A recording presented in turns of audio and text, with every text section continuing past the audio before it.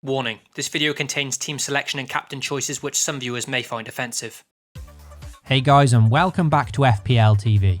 Before discussing game weeks 37 and 38, a very quick word about our sponsor OneFootball, who have very kindly sponsored this video. This video is sponsored by OneFootball.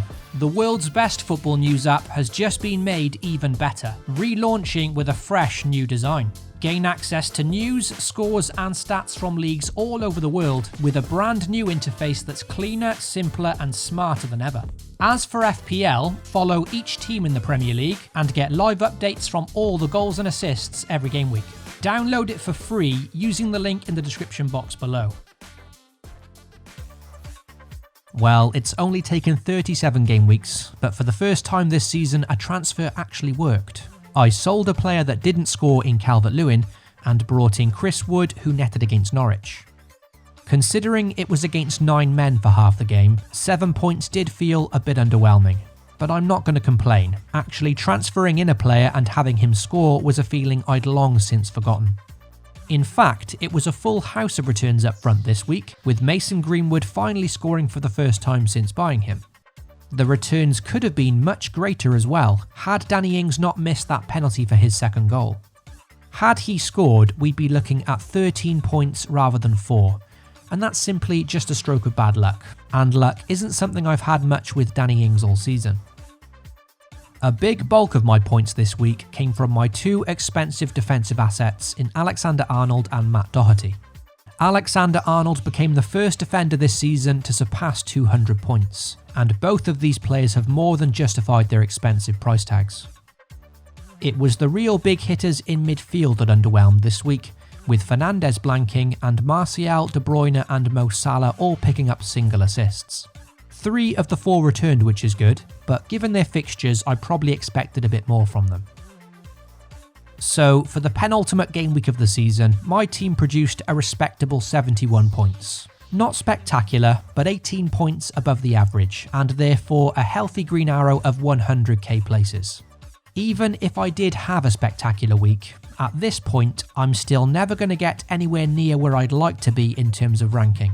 But this score has taken me back just inside the top 1 million, and going into the final game week, the best I can hope for now is to simply keep my rank at 6 figures.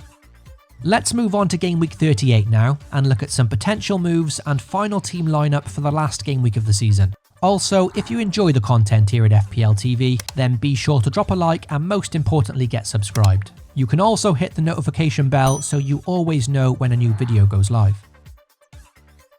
For the final game week of the season, Man City host Norwich on Sunday, and providing I'm fortunate enough to be on the right side of Pep's rotation, this game has the potential to offer up some very big scores in FPL. With David Silva and Mahrez both missing out in the last game away to Watford, you'd think that gives them a much better chance of starting this fixture against the Canaries.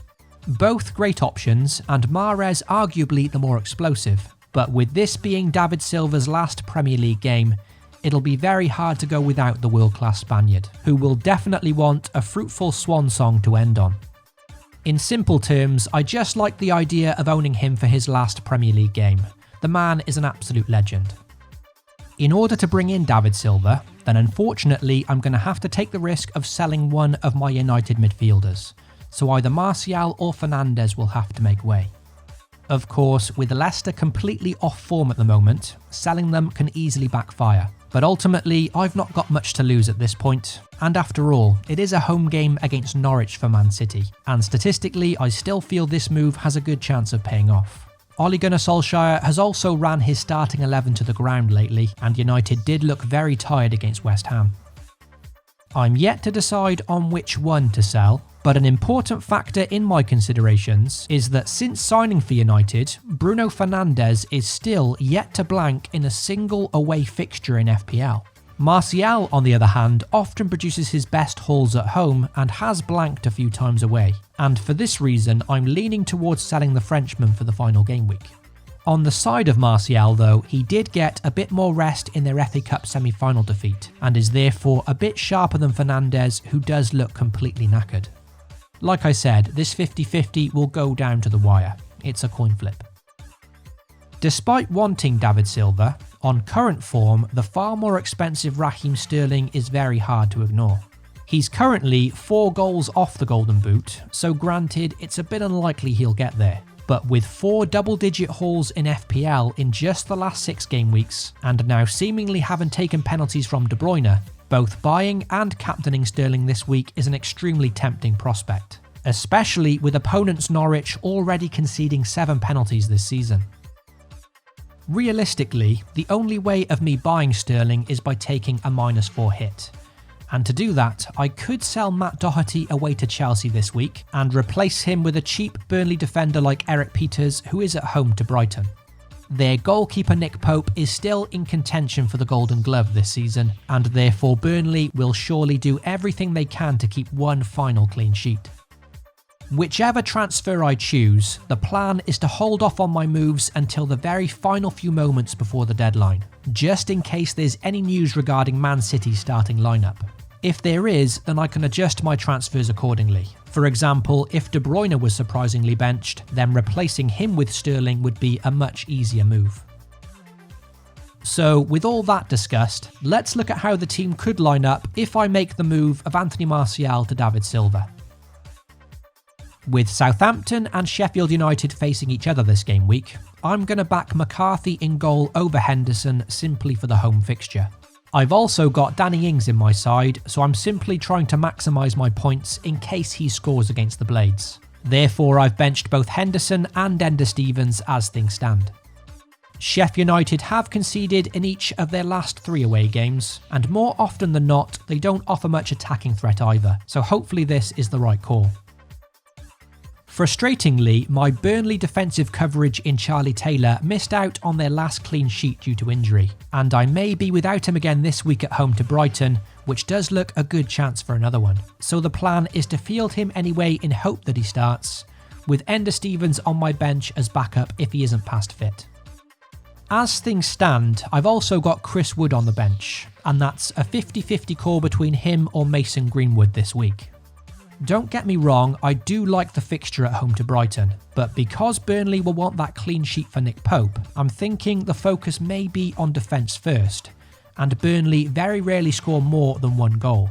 In fact, the 2 goals they did score against the 9 men of Norwich last time out was the first time they'd scored more than 1 since the restart.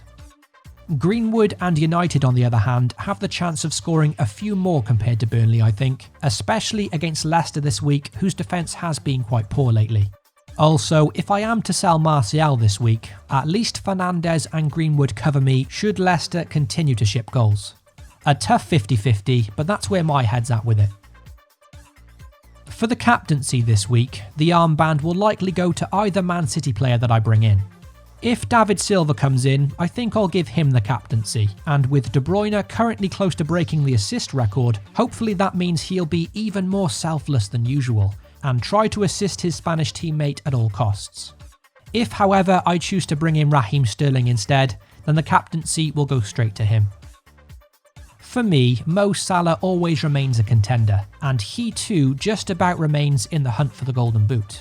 But apart from the 18-pointer away to Brighton, I'm not sure I've seen enough to warrant him the armband, especially with Man City at home to Norwich this week, a game I'm simply struggling to look past.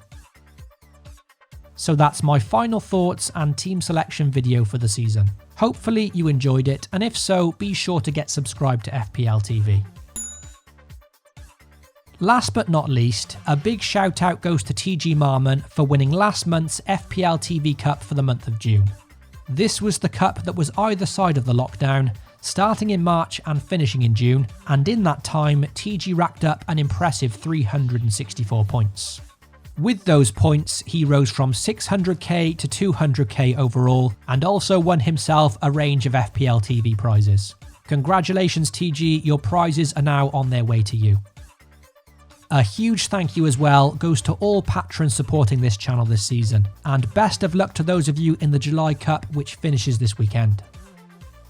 Just before ending this video, I'd also like to thank every single viewer and subscriber of the FPL TV channel for supporting me over the years. Starting this channel 5 years ago, I could never have imagined hitting 100,000 subscribers, and doing so has really made my year. I really can't thank you enough for helping me reach this incredible landmark, but what I can do is continue to improve and produce content which I hope you enjoy and keeps you all entertained. Thank you all so much for supporting me, FPL responsibly, and I'll catch you all very soon.